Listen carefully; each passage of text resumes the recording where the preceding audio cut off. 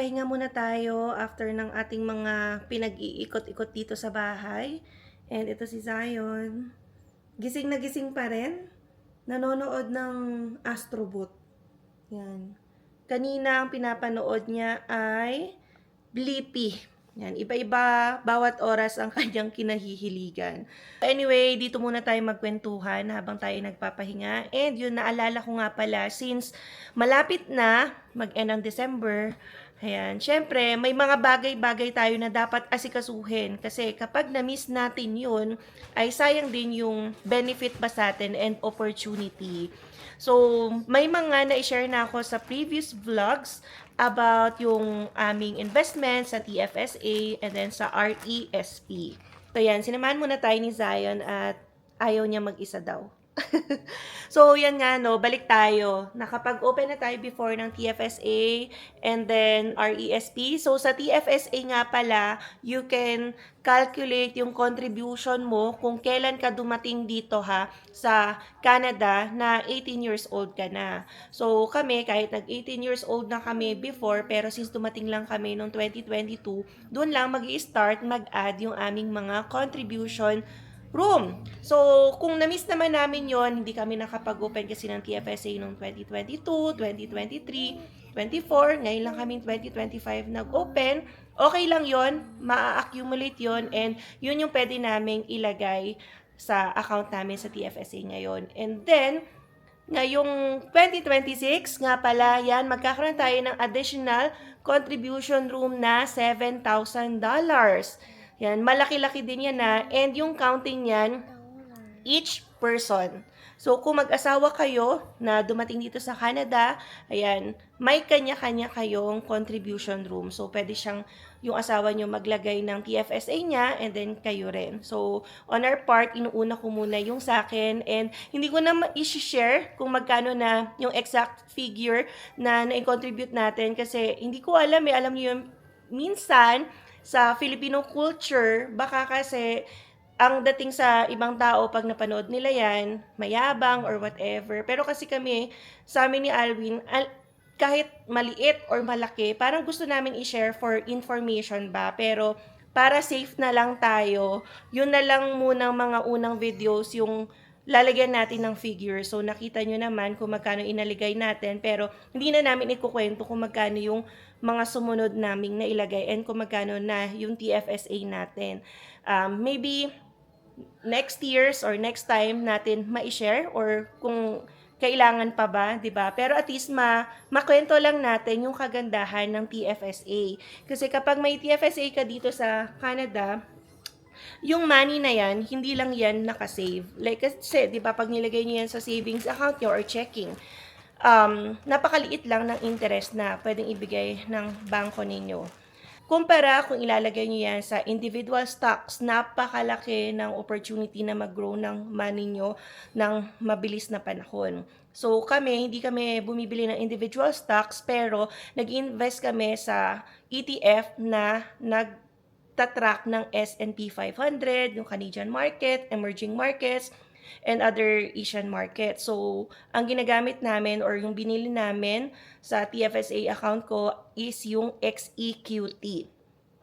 And, whatever amount na ma-grow ng ating money, whether for example, $500 yung na-gain natin in 3 years, 5 years, or kaya maging $20,000 yung mag-gain natin along the way, alam nyo ba, yung 20,000 gain na yon ay tax-free. So, pwedeng-pwede mo withdrahin anytime and walang itatax ang government sa inyo. So, as long as sumusunod ka sa iyong contribution limit.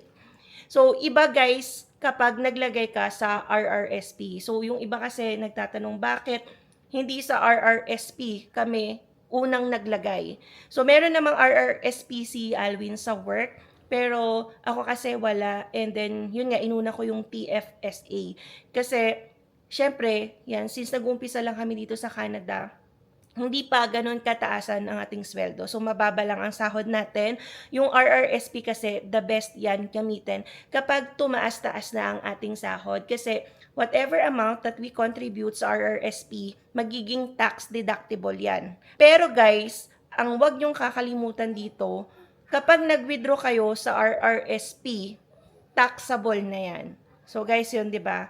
Isipin nyo sa TFSA, hindi nga siya tax deductible, pero whatever amount na withdraw mo, okay lang, wala ka magiging tax later on. Pero RRSP, kailangan maging strategic ka dito sa paglalagay mo and sa pag-withdraw. Kasi, yun nga, maraming tax implications ang bawat galaw dito. And yun, another update naman sa RESP. Ito, pwede kong i-share kasi ito yung first investment namin, pero siguro sa mga susunod na investment hindi ko na i-share yung figure para ano naman, 'di ba, yung like minimum or base lang ang maging somehow inspiration ng iba na gusto rin mag-start na mag-open ng RESP. So, yung RESP, again, is yung Registered Educational Savings Plan. Ito naman ay para kay Zion. So, para meron kaming kukunin later on kapag siya ay university na. So, kasi syempre, alam naman natin sa Canada, okay pa or may, libre pa yung kanyang kindergarten up to grade 12. Pero the moment na, yan nga, mag-enter na siya ng university or college na siya, kailangan kami na ang mag-ready ng budget. Yan. Kaya dito sa Canada, yan, minsan nauuso yung mga student loan kapag hindi nakapag-prepare ang family yan for further education ng bata. So, yun nga, nabanggit ko sa mga past vlogs namin, yung RESP, you can contribute up to $50,000. Yun yung maximum. Pero ang maganda, unti-untiin mo siya kasi kunwari, kapag nag-contribute ka ng $2,500 for this year, bibigyan ka ng or iba-match yan ng government up to 20%. So kung $1,000 muna yung kaya natin, 'di ba? 20% nun yung ima-match ng government. So meaning bibigyan kayo ng government later on, like to match whatever you contributed up to the max of $500 a year. So, hindi maganda na ilamsa mo kung meron kang ang pera na agad na $50,000, no? Hindi recommended na ilagay mo agad yon kasi ang maximum lang na ima-match sa'yo ng government is $500. Maganda, hati-hatiin mo siya hanggang mag 17, 18 years old na yung bata para na maximize mo yung $500 a year. So, up to $7,200 yung pwede ibigay sa'yo ng government.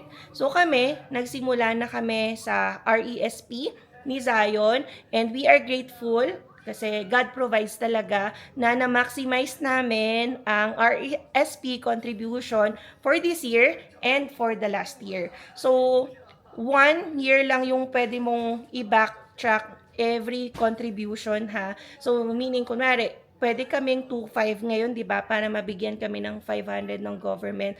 And then, since hindi kami nakapag-open last year for Zion, pwede pa namin i-cover yon para another $500 ulit. So, in total, nakapag-contribute kami ng $5,000 for Zion. And then, we are just waiting for the government to match it ng $1,000.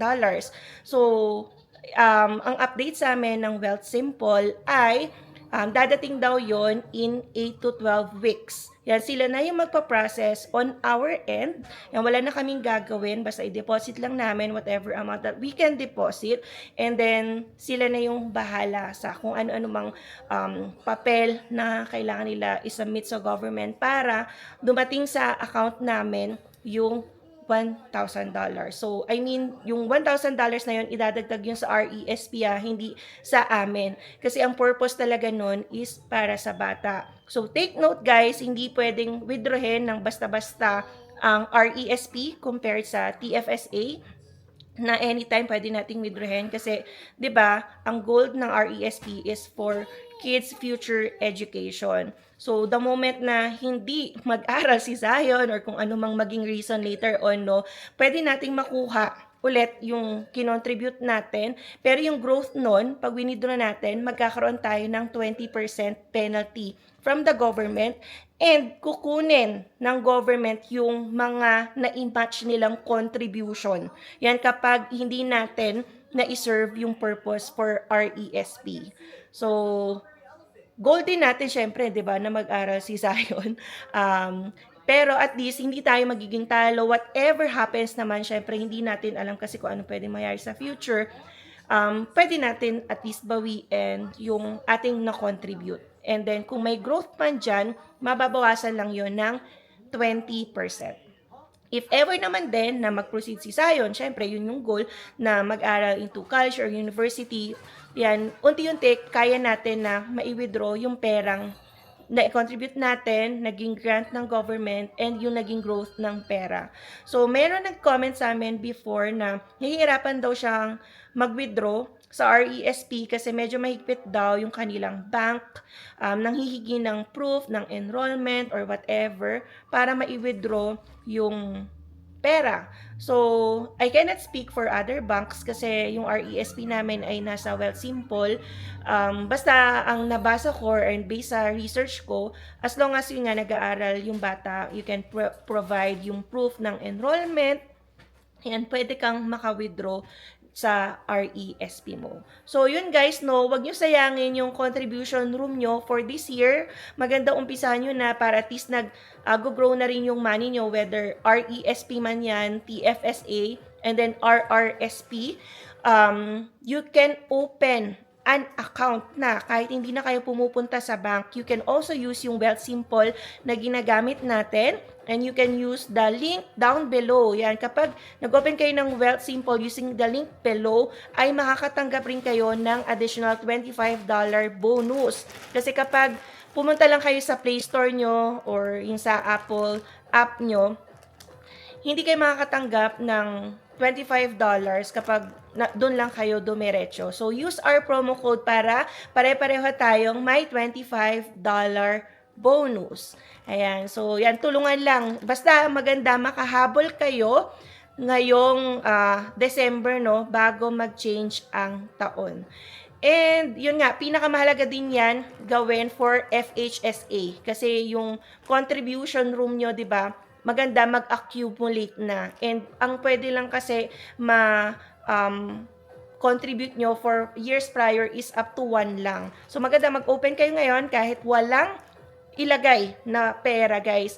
Yung contribution room nyo magi-start na agad. So for next year, magiging $16,000 na yan. Kasi nag-open ka ngayon, which is yung contribution room mo is 8,000. So you can open RESP, FHSA, TFSA, RRSP, using the Wealthsimple app down below. There's this lobat.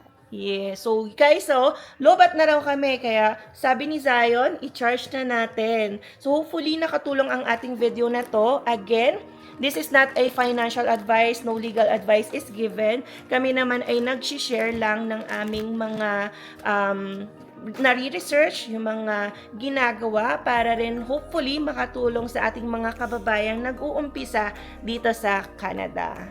Alright, so I think hanggang dito na lang muna.